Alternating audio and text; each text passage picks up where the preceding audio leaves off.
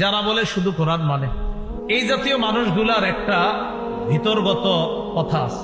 যারা শুধু কোরআন মানার কথা বলে তাদের একটা গোপন বিষয় আছে, একটা মিশন আছে। কি শুধু কোরআনের কথা যারা বলে তাদের একটা মূল মাকসাদ বা উদ্দেশ্য হলো একটা সময় মানুষকে এমন ভাবে মেধা তৈরি করা যেন মানুষকে নামাজ থেকে দূরে সরানো।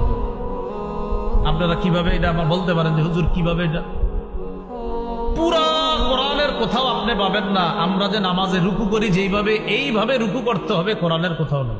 আমরা যে নামাজে সেজদা করি এইভাবে সেজদার কথা কোরআনে কোথাও নাই। তো আপনি এইভাবে রুকু সেজদা কেন করেন? এটা কোরআনের ব্যাখ্যা হাদিসে আছে। বলেন এটা কোথায় আছে কোরআনের ব্যাখ্যা? এখন প্রশ্ন এসে যাবে, হুজুর কোরআনের কথা এটা যে হাদিসের মধ্যে ব্যাখ্যা আছে, হাদিস যে মানতে হবে, এটা কি কোরআনের কোন আয়াতে আছে? হ্যাঁ, এটাও আছে। সূরা হাশরের ৭ নম্বর আয়াতে আছে। আল্লাহ বলেছেন, মা আতা কুমুর রসুলু ফাকুজু, রসুল যা দেন তা গ্রহণ করো। ওমা নাহাকুম আনহু ফান্তাহু, যা থেকে নিষেধ করে তা থেকে বিরত থাকো। খুব সহজে বুঝেন।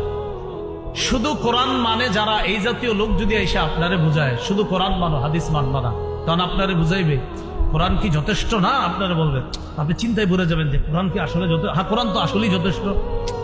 তাহলে আপনারা বলবে, তো মিয়া আল্লাহর কোরআন কি তোমার জন্য যথেষ্ট না? নবী না, আল্লাহরা নবীর উপর আয়াত নাযিল করছে, আল-ইয়াউমা আকমালতু লাকুম দীনাকুম ওয়া আতমামতু আলাইকুম নি'মাতি ওয়া রাদিতু লাকুমুল ইসলামা দীনা, আজ আমি দিন পরিপূর্ণ করে দিলাম।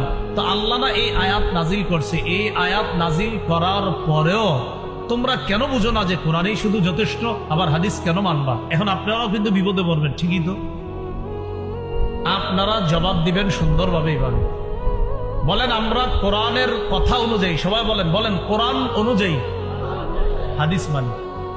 আর একটু বাড়ায় বলবেন, বলেন কোরআনের নির্দেশনা অনুযায়ী হাদিস মানি। বলেন তো আমরা হাদিস মানি কিসের নির্দেশনা অনুযায়ী? এখন আপনারা বলবে কোরআনের কোন জায়গায় আছে হাদিস মানার কথা? তখন বলবেন সূরা হাশরের ৭ নম্বর আয়াতে আছে।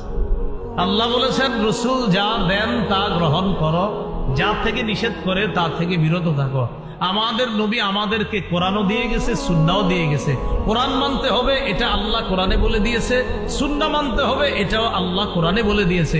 অতএব কোরআন আর হাদিস মানা মানিও কোরআন মানা, কোরআন মানা মানি হাদিস মানা, আর কোরআন হাদিস মানা মানিও কোরআন হাদিস মানা। যদি আপনারে বলে, এই মিয়া শুধু কোরআন মানলে আবার হাদিস কিভাবে মানা হয়? আপনি বলবেন, ভাই কোরআনের সবগুলো আয়াত মানেন কিনা? যদি বলে হ্যাঁ। সূরা হাশরের ৭ নম্বর আয়াত মানেন কিনা? যদি বলে হ্যাঁ, তো ৭ নম্বর আয়াতে আছে নবী যা দেন তা গ্রহণ করেন, অতএব নবী যে হাদিস দেন এটা গ্রহণ করেন।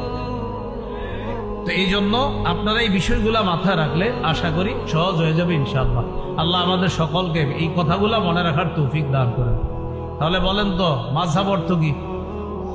মাযহাব মানা যাবে না। যদি কেউ বলে, আপনি বলবেন এটা কার মতে মানা যাবে না? বলবে অমুকের মতে। আপনি বলবেন মতের আরবি কি? এটা জিজ্ঞেস করবেন। তারপরে যদি না বলতে পারে আপনি বলে দিবেন, বলেন তো মতের আরবি কি? তো যদি তার মাযহাব মানা না যায় তার মতে, তো আপনি বলবেন তার মতে তার মাযহাব মানা যাবে না।